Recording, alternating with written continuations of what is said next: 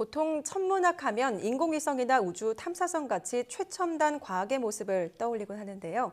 현대과학 이전의 천문학의 모습은 어땠을까요? 오늘 과학서재에서는 우리가 잘 몰랐던 천문학 이야기의 저자, 진주 동명고등학교 임진용 선생님과 함께 이야기해 보겠습니다. 어서 오십시오. 안녕하세요. 안녕하십니까? 예. 자, 우리가 잘 몰랐던 천문학 이야기, 누구를 위해서 쓰신 책인가요? 이 책을 쓰게 된 동기는 그 천문학의 대중을 위해서 쓴 것이었습니다. 그래서 이 책은 청소년부터 노년층까지 일반인들이 수학 물리학을 잘 모르더라도 아주 천문학을 재미있게 즐길 수 있도록 시대별 사건 소개를 통해 천문학의 발달 과정을 소개한 책입니다. 천문학의 역사에 대한 책인데 흥미로운 게 철학자들 이야기가 좀 나와요. 플라톤이나 피타고라스 같은 철학자들의 이름이 등장하는데 어떤 이유가 있는 건가요? 보통 천문학이라고 하면은 우주 탐사선을 발사하고 천체 망원경으로 먼 곳에 있는 어떤 천체나 은하들을 관측하고 분석하는 작업이라고만 보통 생각하기 쉬운데 네. 그런 것은 현대 천문학입니다. 이 책이 다루고 있는 내용은 옛날 천문학, 즉 뭐 고대, 중세, 르네상스 시대 그리고 16, 17세기의 천문학들입니다. 특히 고대 그리스 당시에는 유독 천문학이 중요한 학문으로 간주되어 많은 연구가 이루어졌는데 그 주역들이 바로 탈레스, 플라톤, 피타고라스 같은 그런 자연 철학자들이었습니다. 그래서 이 책은 그들을 비롯한 그 여러 자연 철학자들을 많이 소개하고 있습니다. 그렇군요. 예.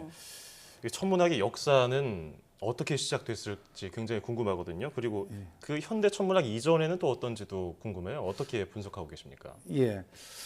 고전 천문학은 고대 그리스에 있는 탈레스로부터 시작이 되었습니다. 예. 탈레스는 더 이상 전설, 신화나 이런 것들로 얽매여서 천체들의 운동을 해석하지 말자고 했던 기원전 6세기에 활약했던 자연 철학자였습니다. 그래서 탈레스로부터 고대 천문학이 시작되고 그 이후에 수학적으로 체계화된 틀을 갖춘 천문학을 탄생시킨 사람이 기원후 2세기에 프텔로마이오스였습니다. 네. 이 프텔로마이오스 천문학은 수학적 체계를 갖춘 어떤 천문학이 처음 탄생한 것이었는데 그 후계자들은 천동설주의자였기 때문에 실제 계산값에 상당히 오류가 계속 생겼습니다. 그래서 한계에 부딪히게 되었는데 이러한 한계를 해결하면서 세계관을 완전히 뒤바꾼 사람이 16세기에 등장한 코페르니쿠스였습니다. 코페르니쿠스의 지동설은 16세기 말에서부터 17세기 말에 이르기까지 케플러, 갈릴레이, 뉴턴을 통해 보다 정교해지면서 확실한 패러다임으로 자리 잡게 됩니다. 이러한 과정이 16, 17세기의 천문학 혁명이라고 합니다. 예, 이렇게 천문학하면 외국의 학자들을 좀 생각하기가 쉬운데요. 예. 우리나라의 천문학 역사는 어떤지도 궁금한데요. 예. 우리는 삼국시대 때부터 천체에 대한 기록을 지속적으로 하고 역사를 편찬하는 데 많이 활용함으로써 실용적인 목적으로 천문학을 연구해왔다고 할 수 있습니다. 그러던 중 조선 후기에 접어들면서 몇몇 그 실학자들이 청나라를 오가면서 서양 천문학 서적을 들여와 성리학적 관점에서 나름 독창적인 방식으로 천상계를 해석하려는 그런 시도를 하게 됩니다. 예. 우리나라에서 최초로 지전설을 주장한 학자는 17세기의 김석문입니다. 그는 1697년에 자신이 편찬한 역학 24도 총회를 통해서 지구, 달, 태양, 수성, 금성, 화성, 목성, 토성 뭐 이런 행성들의 상대적인 크기를 제시해주고 또 지구가 하루에 한 바퀴씩 자전하면서 1년에 총 366번을 회전한다고 설명을 했습니다. 그리고 태양 주위를 행성들이 공전하고 있으며 이것은 다시 지구 주위를 회전한다고 설명했는데 이것은 티코 브라헤가 같이 제안했던 행성계에서 볼 수 있는 구조입니다. 하지만 당시 그 조선의 실학자들의 그 천문학은 수학과 물리학에 근거한 것이 아니었기 때문에 결국 한계를 드러낼 수밖에 없었습니다. 그래서 결국 제대로 체계가 잡힌 그 어떤 지동설의 연구와 교육은 대한제국 이후에서나 가능했다고 볼 수 있습니다. 얼마 되지 않았군요. 한 100년, 한 세기 정도. 예, 그렇습니다. 보통 천문학 하면요. 첨단 기술이 필요하고 인문학이랑은 별로 어울리지 않는 학문이라고 알려져 있지 않습니까? 근데 여기서 책에서 언급하시기를 천문 사학자가 늘어나야 된다고 말씀하셨어요. 예. 역사를 잘 알아야 된다는 건가요? 예, 그렇습니다. 역사적으로 살펴볼 때 가치관을 바꾸게 만들었던 위대한 그 법칙들의 대부분은 상당히 논리적이며 아주 체계적이고 치밀한 가설부터 시작된 것을 발견할 수가 있습니다. 예.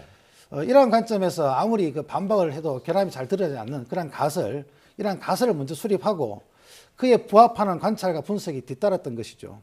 과거의 과학적 사건들이 어떤 방식의 가설 수립과 논증 과정을 거치면서 이론적으로 정립되었는지 제대로 분석하고 이해를 해야만 합니다. 그래야만 현재 어떤 과학 연구에서 직면하게 되는 여러 어떤 돌발적인 어려움들을 잘 극복할 수가 있습니다. 이런 분야를 연구하는 사람들이 바로 과학사학자들이며 그 연구 대상이 천문학이 되면 천문사학자라고 부르게 됩니다. 예. 특히 코페르니쿠스가 세계관을 완전히 바꿔놓을 수 있었던 것은 과연 어떤 사건들로 인해서 그것이 가능했는지를 잘 이해를 해야지만 우리가 앞으로 우리 과학계의 제2, 제3의 코페르니쿠스가 나올 수 있기 때문입니다. 현재 지금 천문학사에 대해서 연구를 하고 계시고 또 대중화를 위해서 노력을 하고 계시잖아요. 예. 궁극적인 목표가 또 있으실 것 같은데요. 예. 어려운 공식을 통해서 문제를 풀고 첨단 시술을 갖춘 그런 천문대에서 꼭 살아야지만이 천문학 할 수 있는 게 아닙니다.